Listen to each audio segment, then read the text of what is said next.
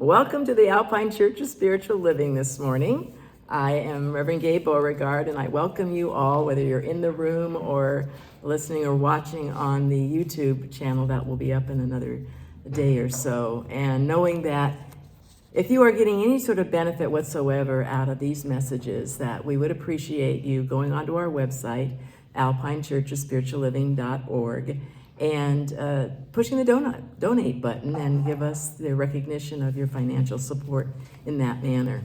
So I'm going to be reading the thought for the week, and there's a highlighted or bolded area in the bottom. For those of you in the room, you can join me as I get down to that. As we highlight the fruits of the Spirit this month, we come to those of peace and patience. It has been said that peace is being okay with the process of life. In other words, we aren't fighting what is, but live in acceptance. I think peace is something our souls eternally long to experience. Believe it or not, being at peace is a choice.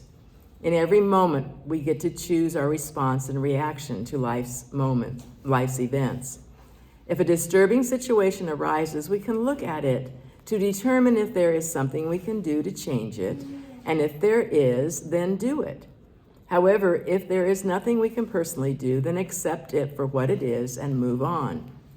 The fruit of patience goes hand in hand with peace. Patience does not come easily for me, and I suspect that's true of lots of people. There's a joke that said, "Lord, give me patience and give it to me now." Our egos want what we want when we want it. I remember a few years ago, our church was going through a move, and we were searching for the right and perfect place to meet. I coined the phrase at the time, "It will come in spirit speed." Spirit speed can be incredibly fast, or it can come at a snail's pace. We just kept our intention alive and active, and sure enough, all the pieces fell together in perfect order and timing. As you go through this next week, be close to Spirit and trust it. Let go of worrying about what ifs and only ifs. Let go of fear, anger, and resistance to what is, and instead, place your focus on taking a deep breath and allowing what is to simply be. There you will find peace. Trust the process of life to work in its own perfect rate. Say with me, I change situations that I can in life, and if I can't, I accept living in peace and patience to see the bigger picture and know all is well, and it is so. So I just love my life. As I have been preparing for these Sunday lessons, inevitably I get to practice what I preach. And literally after I wrote the thought for the week that we read, that was on a Monday. And on Tuesday, the following day, Cox Internet went down, the TV went down, the landline went down, and they said, oh, it should be back up. It was like about 5 o'clock, I think, and they said it'll be back up at 9:30 tonight. Well, it didn't come up, and so you call, what's going on? And they said, oh, they troubleshooted things. And as it turns out, well, they couldn't troubleshoot it, so the technician has to come out. Okay, that's fine. Next Monday, 3 to 5 p.m., the technician will be there. That's like tomorrow. So I haven't had the internet, TV, all these things for the whole week. And very interesting that I get to practice patience and be at peace with this. As I put in the thought for the week, though, and I think this came from the Buddhists. I think it was Dalai Lama, when we were going through some of that information before, that said, or maybe it was Thich Nhat Hanh, one of those guys, said that what I put in there, if you can do something about it, if something's coming up and you can do something about it, then do it. You shouldn't need to worry about it then because you can do it. And if there's something you can't do anything about, then just let it go. If you can't do anything about it, let it go, okay? So I thought I have to get creative because I really needed to have the internet to get some things done. And so I walked over to Fawn's house and was able to bring my laptop over there and use her Wi-Fi and so forth. And as I went back a second time, Vicky's grandson was there, Jack, who was just a whiz. And he said, why don't you just use your phone for a hotspot? That's what you said earlier too. But I didn't know how to do it. Well, he just took my phone and did it. Well, now I haven't used it yet because I don't really know how to use it. When I went into the Verizon store to get this new phone, the technician was there, and I get Apple takes $2.99 off of my phone, my account every month too, and I needed to notify Apple, and he goes, well, what's your Apple password? We need to know that. And I said, just a minute. I had listened to my little voice as I had left the house that morning, and I grabbed my book that I write all my passwords in, and I had it with me. So I went back to the car and I got it and I said, yeah, I'm one of those old people that have to write down all the passwords in a book. He goes, well, at least you don't put it on your phone.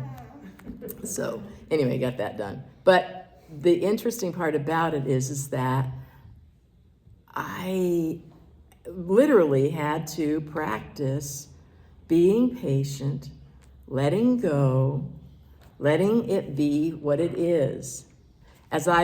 Earlier this month, I had a counseling session with Dr. Martha Creek, and I wrote down a quote that she said. It's very similar to what we've all been talking about, in this process of letting go and surrendering. She said, I let it go the way it goes for my own peace of mind. I let it go the way it goes for my own peace of mind. I thought, how settling is that? How peaceful is that I can just accept what's going on? I have been actually bringing back out my dog-eared welcoming prayer. Do you remember that we were working with this a while ago? Welcome, welcome, welcome. I welcome everything that comes to me today because I know it is for my healing, or I put in parentheses, liberation. I welcome all thoughts, feelings, emotions, persons, situations, and conditions. I let go of my desire for power and control. This whole next section is all about letting go of the ego, that is separate egoic self. I let go of my desire for affection, esteem, approval, and pleasure. I let go of my desire for survival and security. I let go of my desire to change any situation, condition, person, or myself. I open to the love and presence of God and God's action within. Amen. I believe that, I believe it and I know it from my own personal standpoint, that we are all spiritual beings living in this earth plane by our choice, not necessarily by our conscious choice of knowing when and how we're going to be leaving the earth plane per se, but that we are here, I believe, to grow and evolve and to experience more of what we are, which is whole, complete, and perfect, right? We are given lessons to learn so that our spirit, our consciousness can evolve and grow beyond the level perhaps that we came into this experience at. So we have opportunities to have relationships with people. I think relationships are probably one of the best learning tools that we have in this life because they give us the opportunity to grow and the opportunity to give. I believe that's what life is about, is of giving ourselves, our wholeness of what we are. Accepting living in peace and patience takes looking at life from a bigger picture. It takes stepping back, not living in the iota moment of what is happening, but letting and allowing this perfect spirit that is everywhere present, including each and every one of us, to let it do its work. As we're continuing to read the wisdom of Hawkins, there was a statement that he read, and of course I've been popping all around in the book and I couldn't find it, the exact wording of it, but what he's talking about is the fact that this world is perfect. Perfect, just the way it is. And, all of us would, immediately argue with that. What do you mean, how could it be perfect? Look, there's wars and there's tornadoes and there's all these disasters and all these things. But he says that it's perfect because each and every one of us, as the individualized expression of the wholeness and the perfection of God, is on our own path, at our own pace, and what is happening for and through us is based on our growth opportunity, is based on our own consciousness. Because what we are experiencing in life, we can either have the benefits or the consequences of our own consciousness.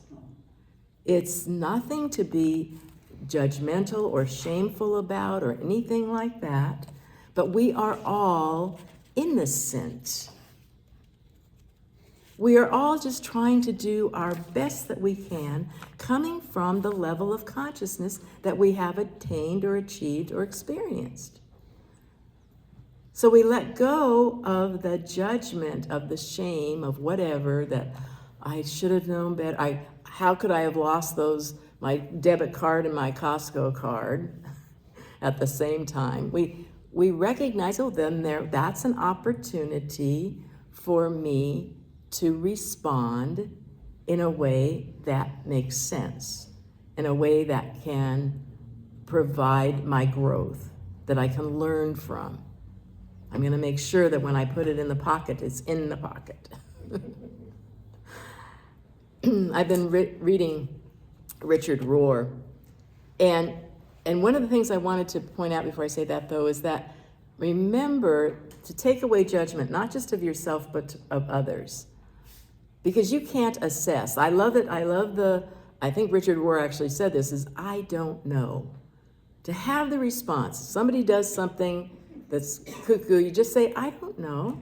I really don't know. I don't know why I lost those cards. I don't know. Period. And Martha says that too. Put a period on it. Don't put a comma and add more things to it and add more drama to the life. Just say period. I don't know. Well, I was reading Richard Rohr, and I think this segment, it's a daily writing that he did. And I think it really is pertinent to our message today. So I'm going to read it. It's entitled, Exodus is the First Biblical Metaphor. Now, Richard Rohr is a Catholic priest who has studied the scriptures a lot, and amazing information that the guy puts out. So he says, the Hebrew people entered the desert feeling themselves to be a united and strong people.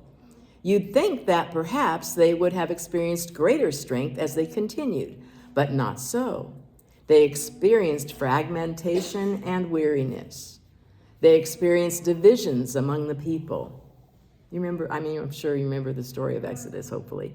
And they were not the people they thought they were. The Jewish Exodus is a rather perfect metaphor for spirituality. When all of our idols are taken away, that means our egoic things that we want, all our securities and our defense mechanisms, we find out who we really are.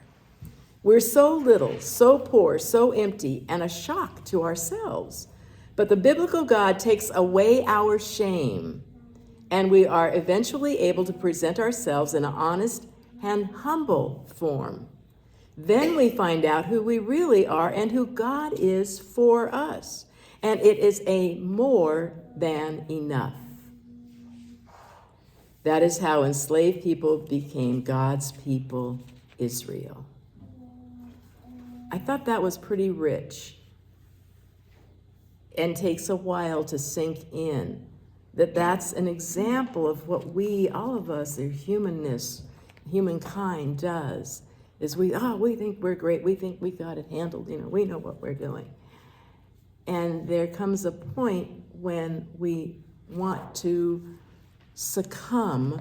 We want to acknowledge that there is a higher power that is working on my behalf when I work with it and not separate myself from it. The people became honest and humble. They weren't conceited. They weren't saying, hey, I got it all handled. They were not ashamed, just open and willing. You find out who you really are and who God really is for us, and it's more than enough. I was going to ask you, Peter, and I forgot to do it this morning.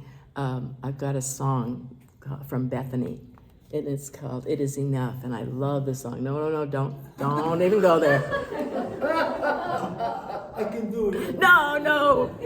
I shouldn't have even mentioned it, huh? Because this is a computer geek, and I can do it all. I put it in the wrong bowl. It's okay. But I love her song, and I'm going to try to see if I can sing some of it. It is enough to know, it is enough to know, it is enough to know that God is love. It is enough to be here in this majesty. It is enough to be here with God. I rest my weary soul beside these still waters. It is enough to know. I alone can never hope to understand this mystery. It is enough to be. We are living in this majesty, in this kingdom. And if we can just acknowledge that, be happy in it. Know that we're in this Garden of Eden of our own choosing, of our being in it by our own choice. When we let down our defenses, when we let down our ego, and let God, Spirit, love, that loving energy guide us. So as we talked about a little earlier, we had our Martin Luther King choir concert last night. And some of you came to it. We listened to one of the songs. You're going to hear another song from the CD a little later. The Joan Kroc Theater, somebody said, was about 2/3 full. Maybe about 300 people or so were there. And I feel so privileged to be part of this group. I wish I wouldn't do that. So I know the director, Ken Anderson, who I've been in the group since about 9 years now or so, something like that. And I knew that he had just been given some sort of an award, some recognition for something. We were invited to go to this, presentation. I didn't go. But one of the other leaders, directors of the group got up and was explaining all the different ways that Ken has taught music and singing and keyboard and all of these things throughout his life and all the different schools that he's taught at. And then she asked him for the amount of teachers that he was up against, I guess you want to call it, the group, the number of teachers that were in the vying for this top recognition that he received. I don't think I misunderstood him, and maybe a few people did. Didn't he say there was 1.8 million? 1.8 million teachers, and he was ranked number one of all of them. I didn't hear it wrong, did I? 1.8 million, and he's the top notch of them. And it doesn't surprise me, honestly, because I will share with you, and this is kind of personal, but I'll share with you about 3 weeks ago. This is what I texted to him. I just want to acknowledge how you allow and let the Spirit of the Divine do its amazing work/play through you. I appreciate being in your presence. Abundant blessings always. When Ken was in his younger days, he was a foster parent to several teenage boys, and he's a pastor today. And I see, observe, and it's so wonderful to be in the presence of someone that just lets their light shine. And all of us have that opportunity. We don't have to be named the best out of 1 million people.